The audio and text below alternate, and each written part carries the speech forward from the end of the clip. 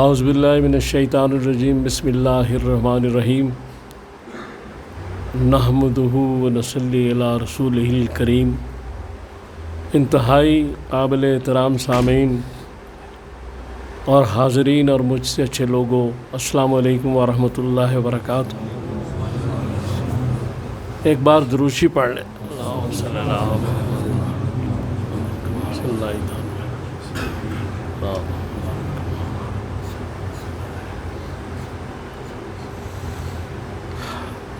قرآن پاک میں سورۃ الحجرات کی آیت نمبر 12 میں اللہ تعالیٰ ارشاد فرماتے ہیں کہ مفہوم اس کا یہ ہے کہ بہت زیادہ گمانوں سے بچو، اور بعض جو گمان ہیں وہ گناہ ہوتے ہیں، اور دوسروں کی جاسوسی نہ کیا کرو، اور دوسروں کے اندر عیب نہ تلاش کیا کرو۔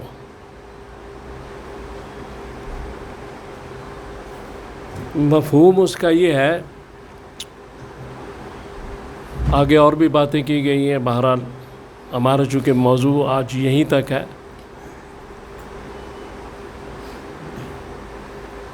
تو پہلی بات تو یہ کہی گئی کہ کسی کے بارے میں بدگمانی میں نہ پڑو، اور اس کے بارے میں حضور کی ایک حدیث پاک ہے، مشکات میں جلد 2 میں، اس کا نمبر ہے 4826۔ تو اس میں یہ بات کی گئی ہے کہ دوسروں کے بارے میں جو اچھا گمان رکھتا ہے یہ خوبصورت عبادت ہے۔ لہذا اس کے بعد یہ چیز ہے کہ اللہ تبارک تعالیٰ جو فرما رہے ہیں، یا رسول اللہ صلی اللہ تعالیٰ علیہ وسلم نے جو فرمایا، اس کا مطلب یہ ہے کہ ہم اگر دوسروں کے عیب تلاش کرنے میں لگے ہوئے ہیں اور برا گمان رکھتے ہیں کسی کے بارے میں، اور جو ایک اور بات اس میں آیت میں کی گئی، اس میں کہا گیا کہ کسی کی عدم موجودگی میں اس کا وہ عیب نہ بیان کرو جو اس کے اندر موجود ہے۔ یہ بات بڑی امپارٹنٹ ہے، یہ بھی اس کو غیبت کہتے ہیں، یعنی جو عیب اس کے اندر موجود ہے وہ اگر بیان کیا جائے، اس کو ناگواری محسوس ہو، وہ اس کی غیر موجودگی میں مت بیان کرو، اور اگر وہ عیب نہیں ہے تو پھر وہ گمان یا تہمت ہو جاتی ہے، اور وہ زیادہ خطرناک ہے۔ تو اس سے یہ محسوس ہوتا ہے کہ اللہ تبارک تعالیٰ کہتے ہیں کہ ان چیزوں میں وقت ضائع نہ کرو، اس کا فائدہ کوئی نہیں۔ اپنی اصلاح کرو، اپنے آپ کو درست کرو، دوسروں میں اگر کوئی کام ایسا دیکھ رہے ہو تو اس طرح بتاؤ جیسے آئینہ آپ کو بتاتا ہے کہ آپ کے چہرے پہ یا آپ کی کسی جگہ کوئی داغ لگ گیا یا کچھ ہے، تو آئینہ بڑی خاموشی سے بتا دیتا ہے، اور جب وہ بتاتا ہے وہ صرف آپ کو ہی بتاتا ہے اور کسی کو نہیں بتاتا۔ اس لیے اگر اصلاح بھی کرنی ہے تو ایسی اصلاح ہونی چاہیے کہ جو نہ کسی کی تذلیل ہو، نہ اس کو برا لگے، اور اس کے علیحدگی میں بڑے اخلاق محبت کے ساتھ یہ بات اس طرح کر دی جائے کہ وہ محسوس نہ کرے۔ یہ ساری جو چیزیں ہیں یہ اخلاق کی ہیں، اور اللہ تبارک تعالیٰ یہ پسند فرماتے ہیں اسلام کو، دین کو، اور اس لیے کہ سلامتی کا دین ہے، اخلاق کا دین ہے۔ اس کی سب سے جو جڑ ہے وہ اخلاق ہے اسلام کی، اور اسلام جو اتنا پھیلا ہے، جو بزرگان دین اولیاء کرام کی برکت سے اس میں بنیادی چیز اخلاق ہی تھی، چونکہ ان کی درگاہوں اور ان کی مساجد میں اسلحہ نہیں ہوتا تھا، بلکہ اخلاق ہوتا تھا۔ وہ لوگوں کو کچھ اور نہیں بناتے تھے، صرف انسان بناتے تھے۔ لہذا قرآن نے اس طرف بڑی خصوصی توجہ دی۔ اس کے بعد یہ ہے کہ آپ دیکھیں کہ ایک اور حدیث پاک ہے، یہ بھی مشکات میں ہے، اس کا نمبر ہے 4639۔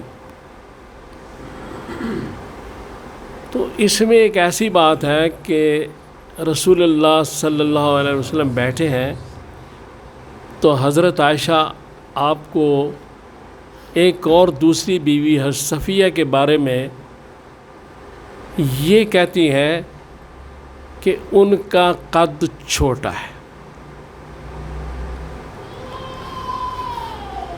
اب اس بات کے جواب میں رسول اللہ صلی اللہ علیہ وسلم کیا فرماتے ہیں؟ آپ کہتے ہیں کہ عائشہ، تم نے جو بات کی ہے یہ ایسی بات ہے کہ اگر کسی دریا میں ڈالی جائے تو اس کا پانی ایک دوسری شکل اختیار کرے، متغیر ہو جائے۔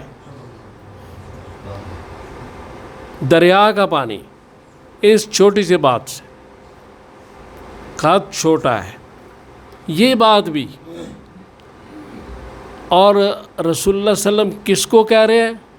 اپنی بیوی کو کہہ رہے ہیں۔ ازواج مطہرات کا بڑا مقام ہے، بہت زیادہ، مومنین کی مائیں ہیں وہ، ان کو یہ کہا جا رہا ہے، تو ہم کس باغ کی مولی ہے؟ یہ ہمیں بتانے کے لیے، ہمیں ہدایات دینے کے لیے یہ ساری باتیں کی جا رہی ہیں، سمجھایا جا رہا ہے۔ اس کے بعد پھر ایک اور حدیث پاک ہے، یہ مشکات کی 4816 اس کا نمبر ہے۔ اس میں کہا گیا ہے کہ رسول اللہ صلی اللہ علیہ وسلم نے صحابہ سے کہا کہ میں آپ کو ایک ایسا عمل نہ بتاؤں کہ جو روزہ سے، نماز سے اور صدقہ سے افضل ہے؟ تو صحابہ نے کہا یا رسول اللہ ضرور بتائیں۔ تو آپ نے فرمایا کہ وہ دو آدمیوں میں صلح کرانا۔ نماز سے افضل، زکوٰۃ سے افضل، روزہ سے افضل، تینوں بنیادی رکن ہیں اسلام کے۔ لیکن اس میں یہ بات ضروری سمجھ لینی چاہیے کہ جو شخص بھی صلح کرائے وہ افضل جو ہے عمل تب ہوگا کہ اگر وہ خود نمازی ہوگا، روزہ دار ہوگا، فرائض پورے کرتا ہوگا۔ یہ نہیں کہ اگر کوئی نماز نہیں پڑھتا اور روزے نہیں رکھتا اور سارا دن صلح ہی کراندہ پھرے، یہ کافی نہیں ہے۔ اس لیے اس میں یہ ضروری ہے کہ اس کا روزہ دار ہونا، اس کا نمازی ہونا، یہ ساری چیزیں پہلے ہیں، تبھی تو وہ عمل افضل ہوگا کہ پہلے وہ عمل کر رہا ہوگا۔ یہ بات بہت ضروری ہے، اس کو سمجھنا بہت ضروری ہے۔